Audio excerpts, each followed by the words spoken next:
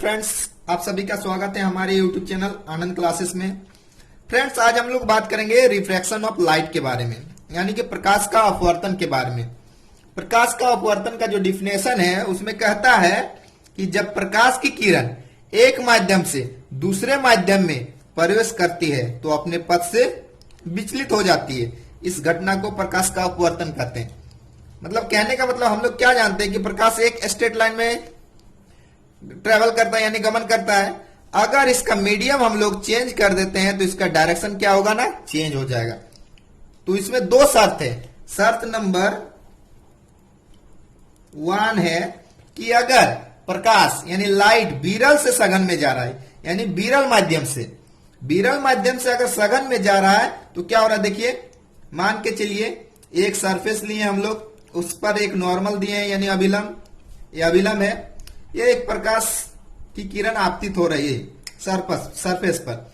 इसको जाना चाहिए था इधर, लेकिन क्या हुआ, इधर मुड़ गया। क्यों मुड़ गया? क्योंकि सघन माध्यम में क्या होता है ना कि जब विरल से हम लोग सघन में जाते हैं तो उसका स्पीड क्या होता है ना, स्पीड कम हो जाता है। तो इसके कारण क्या होता है ना, ये अभिलंब की ओर झुक जाता है। तो हम लोग बोल सकते हैं ना कि क्या होता है ना, आपतित किरण अपवर्तित के बाद अभिलंब की ओर मुड़ जाती है।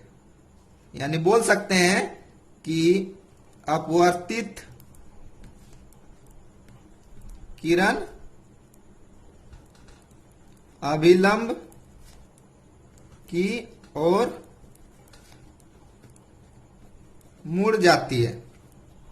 ठीक है, तो मुड़ जाती है तो इसी को हम लोग क्या बोलते हैं, प्रकाश का अपवर्तन बोलते हैं। दो कंडीशन इसमें हम लोग बोले हैं। पहला कंडीशन में विरल से सघन, तो यहां पर देखिए आपतित किरण और ये अभिलंब है, तो आपतित किरण और अभिलंब के बीच के जो कोण बनेगा उसको हम लोग क्या बोलते हैं, आपतन कोण बोलते हैं। ठीक है, एंगल ऑफ इंसिडेंट। ठीक है, उसी तरह अपवर्तित किरण और अभिलंब के बीच जो कोण बोलता है उसको हम लोग क्या बोलते हैं, अपवर्तन कोण बोलते हैं। ठीक है, तो इसमें हम लोग क्या देखें, देखिए यहां पर ई जो वैल्यू है आई का, angle of I angle of R से बड़ा है, यानी आई जो है आर से बड़ा है। दूसरा में अभी हम लोग देखते हैं क्या होता है। इसमें देखिए, इसमें बोल रहा है सघन से विरल में, यानी प्रकाश की किरण सघन माध्यम से विरल में जा रहा है। सघन में क्या होता है, सघन में स्पीड ऑफ लाइट क्या होता है, कम होता है, लेकिन विरल में अधिक होता है। तो अधिक होने के कारण क्या होता है ना, ये अभिलंब से दूर हट जाती है, अभिलंब से दूर जाती है। कहां जाती है, अभिलंब से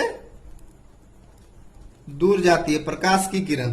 ठीक है, तो अपवर्तित किरण अभिलंब से दूर हट जाती है। तो इस कंडीशन में हम लोग बोल सकते हैं आपतित किरण और अभिलंब से बना कोण को आपतन कोण, और अपवर्तित किरण और अभिलंब से बना कोण को अपवर्तन कोण। ठीक है, इस कंडीशन में आई जो होता है ना आर से छोटा होता है। ठीक, अब थोड़ा सा हम लोग समझिए कि हम लोग रेयर यानी विरल माध्यम किसको बोलेंगे और सघन किसको बोलेंगे। ठीक है, तो उसके बारे में हल्का सा जानते हैं। देखिए, अब जो है माध्यम को, मीडियम को हम लोग दो भाग में बांट दिए हैं। एक को बोले हैं विरल, एक को सघन। इसको अंग्रेजी में रेयर बोलते हैं, इसको डेंसर बोलते हैं। तो विरल माध्यम में क्या होता है ना, अपवर्तनांक यानी रिफ्रैक्टिव इंडेक्स कम होता है और सघन में अधिक होता है। और उसी तरह घनत्व विरल में क्या होता है ना, कम होता है और आपका सघन में अधिक होता है। प्रकाश की चाल विरल में अधिक होता है और सघन में कम होता है। यानी हम ऐसा समझ सकते हैं कि अपवर्तनांक कम।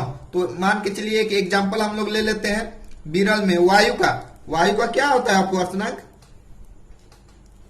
1 होता है। ठीक है, उसी तरह इधर हम लोग जल का ले लेते हैं। तो जल का क्या होता है अपवर्तनांक, जल का अपवर्तनांक होता है 4/3। इसको हम लोग ऐसे भी लिख सकते हैं 1.33। ठीक है, तो ये अपवर्तनांक का समझ गए। उसी तरह डेंसिटी विरल का कम होगा। कहने का मतलब अगर घनत्व कम रहेगा, यानी मान के चलिए हम लोग नहीं बोलते घनी आबादी है उसमें कम आबादी है, तो घनी आबादी में हम लोग कोई चीज जाएगा तो क्या धीरे धीरे जाएगा। तो देखिए घनत्व जिसमें कम रहेगा तो प्रकाश की चाल अधिक रहेगा, और घना तो अधिक रहेगा तो प्रकाश की चाल कम होगा। ये आपस में समझ सकते हैं, एक दूसरे से पूरा कोरिलेट हो जा रहा है, ठीक है। उसी तरह अगर प्रकाश की चाल का एग्जांपल अगर हम लोग लेते हैं तो देखिए प्रकाश की चाल, वायु में प्रकाश की चाल कितना होता है, वायु में होता है 3 इंटू 10⁸ मीटर पर सेकेंड, ठीक है। उसी तरह दूसरा एक एग्जांपल हम लोग ले रहे हैं जो कम रहता है, वायु का हो गया, हम लोग जल को इधर समझ रहे हैं सघन, जल को अगर सघन मानेंगे तो जल में प्रकाश की चाल कितना होता है 2.25 इंटू 10⁸ मीटर पर सेकंड होता है, ठीक। अब इसका हम लोग इससे रिलेटेड हम लोग कुछ एग्जांपल लेके क्वेश्चन भी बनाएंगे। ये जो ऑब्जेक्टिव क्वेश्चन में सब पूछा जाता है कि अगर सघन माध्यम से विरल में जा रहा है तो आपतन कोण क्या होगा, ना आपतन कोण छोटा रहेगा अपवर्तन कोण से। अब देखिए प्रकाश का अपवर्तन का कुछ नियम होता है, तो प्रकाश का अपवर्तन का 2 नियम होता है। क्या होता है, 2 नियम। किसका, प्रकाश के अपवर्तन का। पहला नियम में कहता है कि आपतित किरण, अपवर्तित किरण और अभिलंब तीनों क्या होता है, एक ही तल में रहेगा। क्या होगा, तीनों एक ही तल में होंगे। दूसरा नियम कहता है जया हम लोग पहले हम बताए थे मैथ का क्लास में, साइन को हम लोग हिंदी में जया बोलते हैं। तो आपतन कोण की जया और अपवर्तन कोण की जया का जो रेशियो होगा हमेशा नियत होगा, यानी साइन आई बट्टे साइन आर हमेशा क्या होगा, नियत होगा, नियतांक। इसको हम लोग म्यू से डिनोट करते हैं, म्यू से, ठीक है। यानी हम लोग बोल सकते हैं साइन आई बट्टे sine R equal to mu होता है। इसी को हम लोग रिफ्रैक्टिव इंडेक्स भी बोलते हैं। इसको हम लोग क्या बोलते हैं, रिफ्रैक्टिव इंडेक्स। अब इससे रिलेटेड हम लोग कुछ क्वेश्चन बनाते हैं और अधिक समझ में आएगा। इसी रेशियो को जो sine I by sine R equal to mu को हम लोग स्नेल्स का लॉ भी बोलते हैं, स्नेल्स का नियम भी बोलते हैं, स्नेल्स लॉ। पढ़ेंगे रिफ्रैक्टिव इंडेक्स यानी कि अपवर्तनांक। अपवर्तनांक कहता है कि पहले माध्यम के सापेक्ष दूसरे माध्यम में प्रकाश के चाल के अनुपात को अपवर्तनांक कहते हैं। किसका, ना दूसरे माध्यम का, ठीक है, दूसरे माध्यम का अपवर्तनांक कहते हैं। या फिर इसका दूसरा तरीका से अगर बोले तो निर्वात में या फिर वायु में प्रकाश की चाल एवं किसी पारदर्शी माध्यम में प्रकाश के चाल के अनुपात को उस पारदर्शी माध्यम का अपवर्तनांक कहते हैं। कहने का मतलब अगर आपको बोल दे जल का अपवर्तनांक क्या होगा, जल का अपवर्तनांक, तो जल का अपवर्तनांक जब बोल रहा है तो समझ लीजिए क्या बोल रहा है, वायु के सापेक्ष जल का अपवर्तनांक बोल रहा है। किसके सापेक्ष, वायु के सापेक्ष, वायु के सापेक्ष जल का अपवर्तनांक पूछ रहा है, जल का इस चीज पर ध्यान देना है, वायु के सापेक्ष हमेशा। तो देखिए जल का अपवर्तनांक सिर्फ बोला यानी वायु के सापेक्ष जल का अपवर्तनांक, तो उस कंडीशन में हम लोग क्या रखेंगे, वायु के सापेक्ष। तो ऊपर में क्या बोले, वायु में प्रकाश की चाल, तो वायु में प्रकाश की चाल क्या होता है 3 इंटू 10⁸ मीटर पर सेकेंड डिवाइडेड बाय जल में जिसका बोलेगा तो जल का, तो यहां पर रखेंगे किसका, जल में प्रकाश की चाल। तो जल में प्रकाश की चाल देखिए हम ऊपर में आपको एक जगह नोट कर दिए हैं, जल में प्रकाश की चाल क्या है 2.25 इंटू 10⁸ मीटर पर सेकेंड है। इसको हम लोग सॉल्व करते हैं। देखिए लिखते हैं 2.25 इंटू 10⁻8 मीटर पर सेकंड। अब इसको हम लोग सॉल्व करते हैं तो देखिए इससे पूरा ही कट गया, यहां से चल जाएगा ऊपर तो आपका 100 चल जाएगा।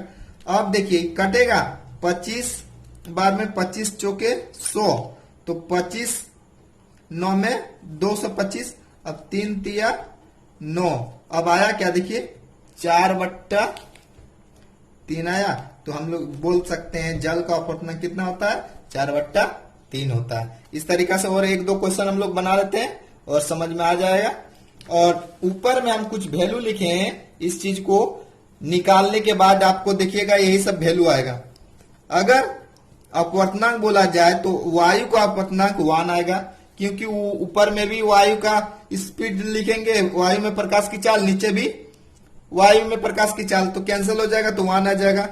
जल का अभी हम लोग निकाले 4/3, उसी तरह हम लोग कांच का निकाल सकते हैं। वायु में प्रकाश की चाल डिवाइडेड बाय कर देंगे कांच में प्रकाश की चाल, तो ऊपर में देखिए ऊपर में 3 इंटू 10⁸ मीटर पर सेकंड रहेगा, तो 10⁸ पूरा पूरी कट जाएगा तो 3/2 आएगा। देखिए आ गया। इस तरह हीरा का भी निकाल सकते हैं। ठीक है, टर्म में जो इसमें आपका मिलेगा इसको जानना जरूरी है। देखिए यहाँ दिया हुआ है A म्यू W और म्यू WA, इसका मतलब क्या होता है, देखिए म्यू के राइट साइड में जो क्लोज में रहेगा उसी का निकालना है। यानी हम लोग बोल सकते हैं यहाँ पर वाटर का अपवर्तनांक निकालना है, रिफ्रैक्टिव इंडेक्स निकालना है एयर के सापेक्ष। इसी तरह वाटर का अपवर्तनांक निकालना है एयर के सापेक्ष। इसका कहने का मतलब यही है। एनसीईआरटी में इस तरह 1 2 करके दिया हुआ है, तो बोल सकते हैं 2 के सापेक्ष 1, इसका मतलब क्या बोल रहा है, 2 के सापेक्ष 1 का अपवर्तनांक। उसी तरह इसमें क्या हो जाएगा, 1 के सापेक्ष 2 का अपवर्तनांक। ठीक है, अब देखिए एक क्वेश्चन आपका दिया हुआ है कांच का अपवर्तनांक ज्ञात करें, तो कांच का अपवर्तनांक ज्ञात करें, कुछ तो बोला नहीं किसके सापेक्ष, तो कुछ अगर नहीं बोला है तो श्योर सी बात है वो किसके सापेक्ष बोल रहा है ना, वायु के सापेक्ष, वायु के सापेक्ष। ठीक है, तो वायु के सापेक्ष बोल दिया, अब समझ गए। तो अब डायरेक्ट हम लोग रखेंगे वायु में प्रकाश की चाल, तो वायु में प्रकाश की चाल क्या होता है, फॉर्मूला में ही ना हम लोग पढ़े, अपवर्तनांक इक्वल टू वायु में प्रकाश की चाल बट्टे माध्यम में प्रकाश की चाल। तो हम लोग यहां बोल सकते हैं वायु में प्रकाश की चाल बट्टे कांच में प्रकाश की चाल, कांच में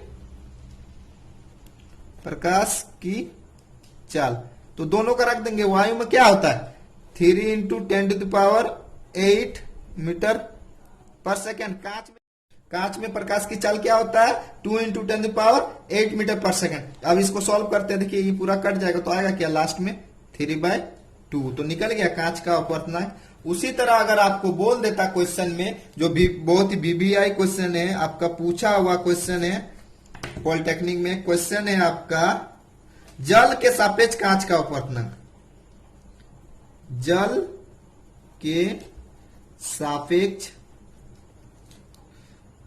कांच का अपवर्तनांक बताइए। अभी जो हम लोग निकाले हैं किसका निकाले, कांच का, यानी बोल सकते हैं ग्लास का, किसके सापेक्ष, वायु के सापेक्ष।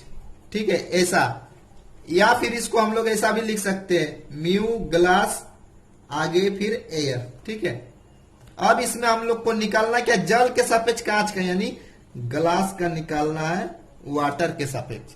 ठीक है, इस क्वेश्चन में बोला है, तो अभी हम लोग ऊपर में क्या रखेंगे, वाटर, वाटर में प्रकाश की चाल, वाटर में प्रकाश की चाल क्या है 2.25 इंटू 10⁸ मीटर पर सेकेंड डिवाइडेड बाय ग्लास में प्रकाश की चाल, ग्लास में प्रकाश की चाल क्या है 2 इंटू 10⁸ मीटर पर सेकेंड। अब इसको हम लोग सॉल्व कर देंगे तो आपका आंसर निकल जाएगा। इसको सॉल्व करेंगे तो देखिए क्या आ जाएगा 225 बट्टे यहाँ पर 2 गुना 100 हो जाएगा। अब इसको सॉल्व करेंगे तो 25 9 में 225 और 25 चौके 100। अब सॉल्व करेंगे तो क्या है 9/8 ये निकल गया। किसका निकला? जल के सापेक्ष कांच का अपवर्तनांक।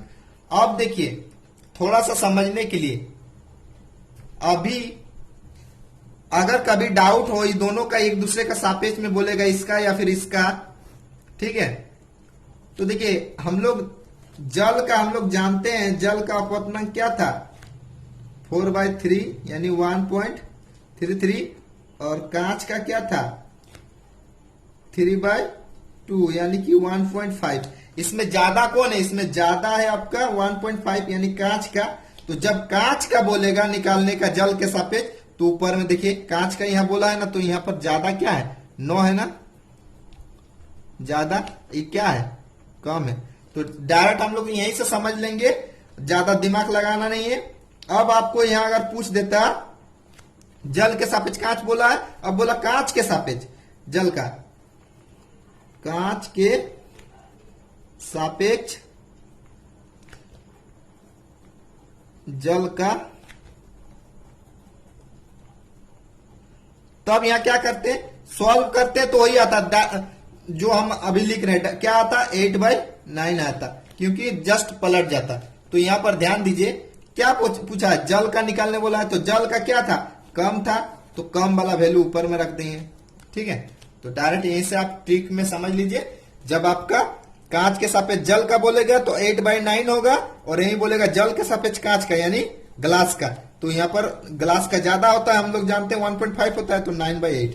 ठीक है, ये एक दूसरे को पलट के ज्यादातर ये वाला क्वेश्चन पूछा जाता है। अभी निकाले क्या निकाला आपका, देखिए जल का बोला तो यानी वाटर का, किसके सापेक्ष बोला ग्लास के सापेक्ष। ठीक है।